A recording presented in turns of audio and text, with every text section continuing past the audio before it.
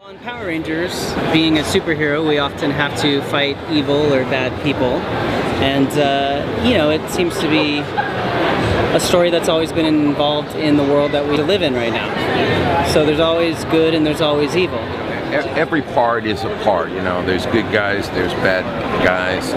Most people have a little of both inside them. You know, quite often they're the more interesting part to play, the more meaty part. Any story is connected to several elements, and one of those elements is the protagonist and the antagonist. And usually the element of the antagonist is usually the bad guy. But in any way, I never look at as someone entering or accepting a role and beginning to work and developing a role. I never think of it from the standpoint of being good or bad. Well, all of my pictures are a dialectic. It's good versus evil. That's positive versus negative. That's where the drama is. That's where the dynamic action comes from. But it's exploring really what we are as human beings. We love stories because we identify with characters. Sometimes we even identify with the bad guy if we can understand where he's coming from, what motivates him, what motivates the good guys. I'm one who, when he creates a story, I take the point of view that there is actually good and evil. So I do work these things out beforehand. But it's about personality too, and what happens to a person as well as what they believe in. And I'm not talking about persons so much, I'm talking about characters that I create. I have to create what they believe in, and it might not even be what I believe in. For example, I'll draw a vampire. You don't have to be a vampire in order to draw a vampire. I have to imagine somehow a personality, and I have to get into that role. Biff, he was a good guy. Now, sometimes he can be a little mean. He gave me like noogies and stuff. He picked on me all the time throughout the whole movie, grabbed me, threw me around, but he was a good guy. It was very important for him to be in that movie. If we didn't have him, it wouldn't be Back to the Future. He's an idiot. He has got the biggest ego in any Back to the Future bad guy ever. Whether it's Biff Tannen, Griff Tannen, or Mad Dog Tannen, he's just the Tannens are the worst characters in the movie.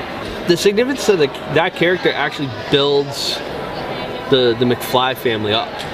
Whether it's, you know, Marty's dad getting picked on by him, or Marty's son in the future getting picked on by his grandson or whatnot, or the older Tannen picking on the younger generation of the McFlys. Is just the Tannen family actually helps the McFly family build confidence in themselves.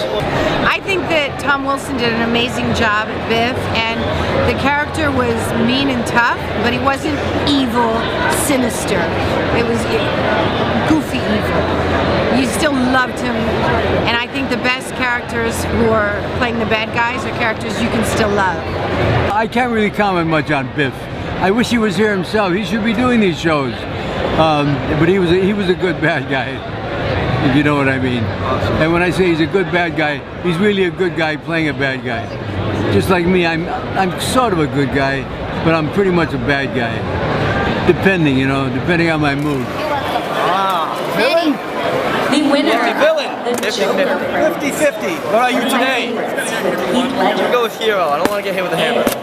The villain has always been the prime character since the Bible. You got Satan against Jesus in the desert. So yeah, I think the villain is our darker side, if you want to put a personal note or a psychological spin on it. The villains are usually someone who feels he's disenfranchised or feels somehow he's been violated or who's living in fear. Bad guys are the best guys to play because they're the most interesting, they're the most creative. You got to think a lot. If you're a good guy, you just got to be, cute and smile. Bad guys, you can limp, you can have stutters, you can do anything. That's creativity, and that's what all actors want. I reflect on the villain as somebody that's usually somebody that's lost. There's always a character he's got circumstances that have created him into a villain. Like there's something that made him become bad, or made him become the person that that wants to hurt other people, whether that was he was hurt by himself or he's insecure or there's something. It's not bad people are not bad people just because they're bad people. There's circumstances involved that made them want to be that way. I've as an actor, I played a villain before. I mean, I've been a superhero as a ranger, and then I've been a villain as well. Like I've been somebody that wanted to do bad things to people, and there's always a reason why. So it's interesting. But you know, without a villain, you can't be a hero. Any favorite bad guys? Us. Yeah, my favorite bad guys are Bulk and Skull. Yeah. In season 1 and 2. Yeah. As long as there's humor and there's Once again, Amy Bott and Thomas Gillerin. Please hey, I'm talking here. Shut up. As long as there's humor and there's no malice and there's no one gets maligned in a way that's mean-spirited, I think evil is fun and entertaining. People always say, okay, your characters changed so much over the years, and in some ways they didn't. I mean, they were always idiots, I think. I mean, their super objector changed from being bullies to, you know, junior detectives and police and stuff like that, but I think overall, the characters didn't change. No, not really. They just wanted to be loved. That's all they wanted. And maybe that's what it was. The first season, you didn't realize that aggression was a cry for attention and love. Absolutely. We're pathetic characters. We're the everyman characters. Yep. Everyman characters. So that's the thing about comedy, though. I mean, you know, good slapstick comedy is supposed to be kind of like the average, you know, schmo can't get a leg up on the world, and so they do things that are stupid, and it usually backfires. Right? Yeah, that's true. Yeah. I mean, I think the characters definitely evolved into something more than they were originally, simply by virtue of the long period of time that we spent playing them. Yeah. You know, because face it, if we wouldn't have been able to evolve the characters, I mean, certainly we would have said. Yeah, we would have said that. And quit. And quit, yeah. So. No, I agree. It made it interesting. Yeah. So we didn't tell anyone else to quit. Right. So. Yeah. I'm Simon Fisher-Becker, better known to many of you as Dorian Moldovar from Doctor Who. And for those of you who don't know what I look like, that's me. And people are very wary of Dorian because they're not too sure whether he's a goodie or a baddie. I think that he's a bad goodie, and that deep down he's probably got some soul inside him, but he works in the murky side of society.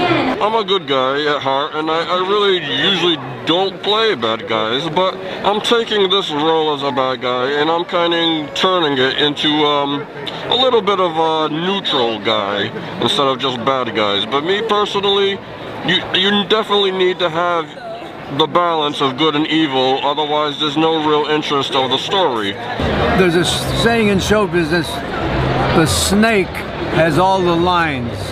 In other words, the bad guy usually has the better part, the more interesting part. And if you're an actor, it's a lot more fun. And then if you're really a good guy and you get to play a bad guy, it's even more interesting, you know what I mean? As for good and evil in games and films and programs and entertainment, you've got to have the contrast so that you can have a story. Now, whether people take to heart a story as being true or not, that's totally up to them. I'm a firm believer you cannot blame entertainment for all that is bad in the world. Education, education, education is all that's required.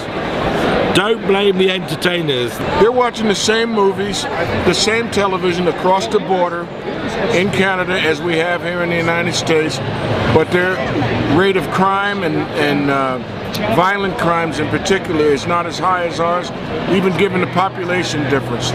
So it must be something about the Canadian culture that grounds them and makes them more solid through life as opposed to our own culture. And I love my country, don't get me wrong, but let's face it, in light of the shootings that we've had recently, most recently is yesterday in LAX, the airport, I got a son who lives in Los Angeles, is a filmmaker, and he has to travel quite a bit. So of course I'm concerned, as a grandfather I'm concerned.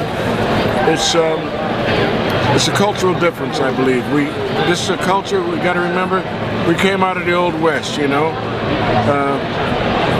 I think it still carries over to today. The proliferation of guns, etc. It's not a good thing. You know, during World War II, we had more patriotism. The comic book heroes showed it, the people showed it, and we don't see it today. So sad that the patriotism we had here in the United States, the greatest country in the world, has gone into a position where we are so divided that I want to cry. During the Second World War, we were united. And united we stand, divided we fall. That was a slogan in the 40s. So I still have hope that this country will come together. Hopefully, in real life, we can learn to let go of evil and let go of bad and let go of fear, let go of war, let go of the need to dominate, let go of greed, and just really embrace who we really are and understand that we're all equal and that we all have a right to be on this planet together and live in harmony. I'm just awesome. Look at me. We're kind of just dicks. I'm just amazing is what I am. If you know this, like, it's on my card. It says Deadpool amazing. And then it's got a picture of my face because people love my face. Yeah, it's very. You be quiet. I'm not gonna be quiet. Don't talk about my face. It makes me cry. The boils and everything. Look, the healing factor's not perfect, but it works better than yours. Is this about the eye again? Is it? About the eye Yeah, again, you isn't it? one-eyed freak. Very self-conscious You're like a about that. pirate. Arrgh. Look at you. A really well-armed pirate who looks a little bit like me, and that's why people like them. Yeah, whatever. So after playing good guys for years and years, you know, with Good Times and the other series, I finally got to play what a lot of people perceived as a bad guy in Die Hard 2. When we flipped the script, when my character cut the throat of the young soldier, there was an audible gasp from the audience because it's the first time they've seen JJ's daddy do anything of that nature. And I did play the bad guy in there, but I told people I was not a bad guy. I was a misguided patriot. But it was a lot of fun playing something that the audience didn't anticipate and hearing their reaction. It can be fun, and as an actor I want to be as diversified as possible. Good guy, bad guy, in between, everything. I love cosplaying as villains because it lets me be dark and creepy and evil, and because I'm actually cute like a little kitten and really sweet, so I get to bring out my dark side and be a little bit angry. Watching movies and watching the villains and being the villain, it's just like, I don't know, there's just something so like dark and like enticing about it. You know what I mean? It's always my favorite role. There's always, my favorite characters are always the villain. I don't know. And there's something about, like, I had a tough time growing up, and so, like, there's something about being the guy no one likes that is just attractive to me. The best villains think they're heroes, so you need to have somebody who's relatable, has something you can kind of agree with. Tends to be a little more believable when you're the villain. Antiquated senses of justice and morality just don't cut it anymore. I think sometimes people like to emulate characters that are in films or in television, so if there's evil or bad guys on television and film, sometimes kids or other people can emulate it and think that that's cool. I think we should emulate good guys. For an actor, a bad guy is you know, it's just plainly more fun. It's more fun to play a bad guy. You get to reach down into places that you don't get to do in life, and you know, bad guys they're just more exciting for an actor to play. I don't think Goldar is a traditional bad guy, even though he's, you know, I think Goldar is actually more of a caricature as opposed to you know, a true blue bad guy, even though he was badder in the beginning, which I preferred. Then he got a little goofy, which, you know, I got to roll with it. But, you know, you got to have a bad guy. It's standard storytelling, you know? I mean, where do you go with all good guys? People knew me during that first show as someone who was pretty manipulative, and I guess I'd use the word evil. And it's not how I treat people in real life. It's not who I am, but it is how I would play that game to win, and did. So, you know, evil is really about perception, and reality television, unscripted drama, if you will, is kind of a peek into who we are as people. And you can ask yourself, how would you play? What would you do? What are your limits? How would you work within the rules of that game, like you would in football or chess? You're not going to tell your opponent what you're doing. I just think there are so many more levels to a bad guy.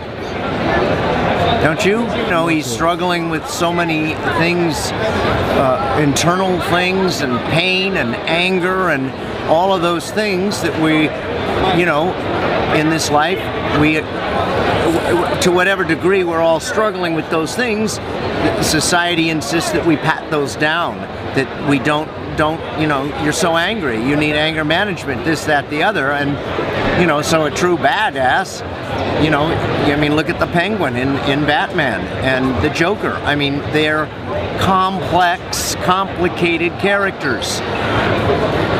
For an actor, there's a lot more you get to play. A good guy, I mean, how much do you get to play as a good guy? Let me see, good and evil. Well, you know, the way I portray them, I found by doing the Santa character as both a good Santa, where, you know, basically he doesn't smoke, doesn't cuss, doesn't drink. I mean, he's a perfect example for children, and he's a kind and basically a very innocent and childlike fellow himself. Wise, but still innocent. And you know, and of course that character is loved and a good example for children. But then I do the evil vampire Santa. He's not really evil. I mean, you can't call a snake evil just because it bites and eats other animals. That's what they do to survive. Vampires aren't evil. They just have to drink blood. So what I do is I find that it's not an image that I want to give to children.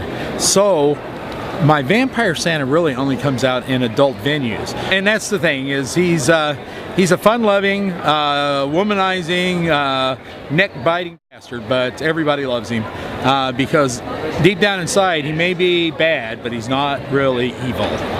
You know, the dark side is a part of this life that we live, and ultimately the best character of all the characters is the anti-hero.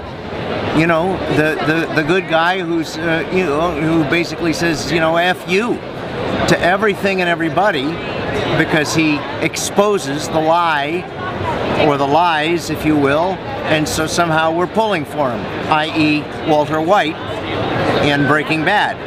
You know, how in the world do we root for a freaking meth maker? Because he's an anti-hero, because society stepped all over him, because he's trying to do the right thing by being a good science teacher, and finally, you know, he's getting knocked around in his second job at a car wash, and he says, I'm done. And so we're pulling for the underdog. And that's why I think actually the anti-hero is the most exciting character of all. You know, the anti-hero has always been the specialty of the American, you know. There's a part of all of us, you know, that wants to do the right thing no matter what, you know. What is right is right. And it doesn't surprise me. The anti-hero has always lived. You know, there are times when he rises again. You know, I suppose there's more injustice going on right now, and, you know, and so the anti-hero lives. You know, it's part of our culture.